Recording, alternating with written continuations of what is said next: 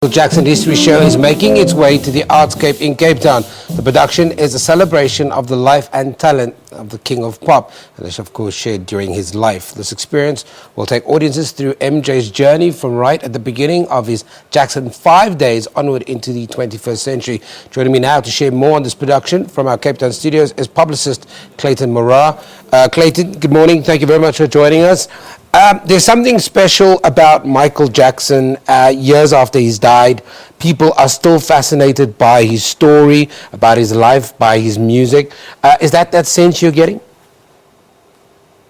Oh, good morning, Sam. 100%. I think, Michael Jackson is one of the legendary icons of our time, and people are just everybody where you go, nobody can't say that they didn't love Michael Jackson. And growing up as a teen and as a child star, before he died, many years later, that's the sort of iconic music celebration that, people would want to see and what the show is about.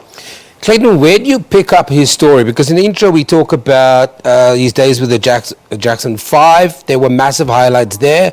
On his solo career, he blew the world away. He was a performer par excellence. And through all of that, he also had other highlights. There were down moments. So how do you try and tell a story of a person who, throughout its life, has kind of lived in the top echelon of everything? Well, you've got to pick it up where the early beginnings were, and that is with Jackson 5. So viewers that do come and see the show, the audiences will be blown away by things like ABC, I Want You Back, that is all incorporated into the show. So the show picks up elements from the Jackson 5 days and takes you through his journey right up until, the days where Thriller became a sensation, to Smooth Criminal, to Billie Jean. So it's the very much early to major Michael Jackson days, which we saw him become the iconic legend that he was as an artist. Do we even see the collaborations? One of the last collaborations was with Justin Timberlake. Do we even see those collaborations?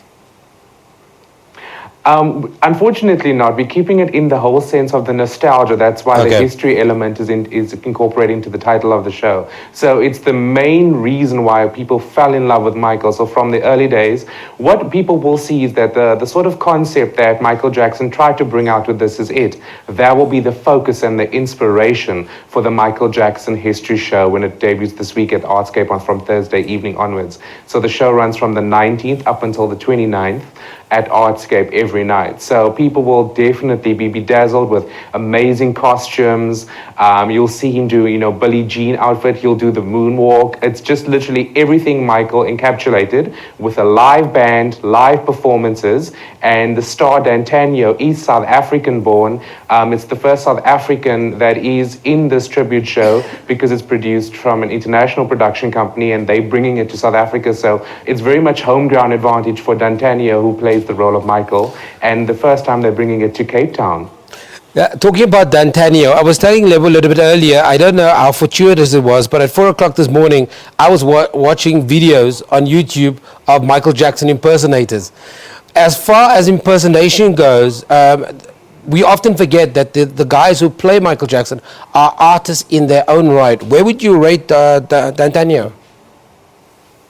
Very much high up there, and I'm not just saying it as sort of PR speak about the show, but I think somebody who can sing live, who can dance, and who can really encapsulate the essence of Michael Jackson is somebody that you really would want to see live. And D'Antonio has brought that to the show. He joined, the show in 2014, and prior to that, we had an American impersonator by the name of Kenny Wiz, who dazzled the world with this tribute show. He retired, and then an international global search was done for, a new Michael Jackson, and the Australian producer of the show found it in our backyard in South Africa. And D'Antonio's from Kimberley. He's been a Michael fan from the age of 10 years old. He's listened to all Michael's tapes. He's studied Michael. He is one of the finest impersonators I've seen. So without a doubt, he ranks highly up there. And fans of the show will not be disappointed, and of Michael. Very, very quickly, it's impossible to imagine that an impersonator would retire from playing someone. But the physicality of Michael Jackson, how physical is the show going to be? Because Michael Jackson was a very physical performer.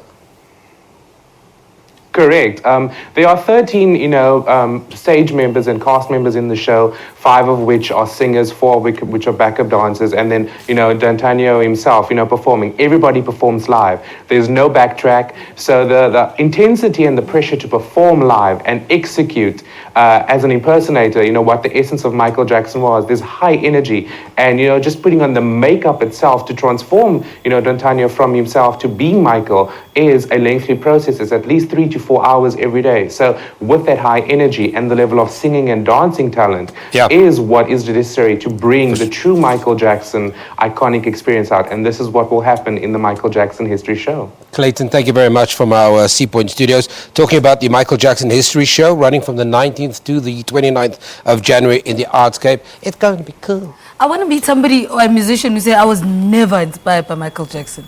Like, Yeah, I just that's true.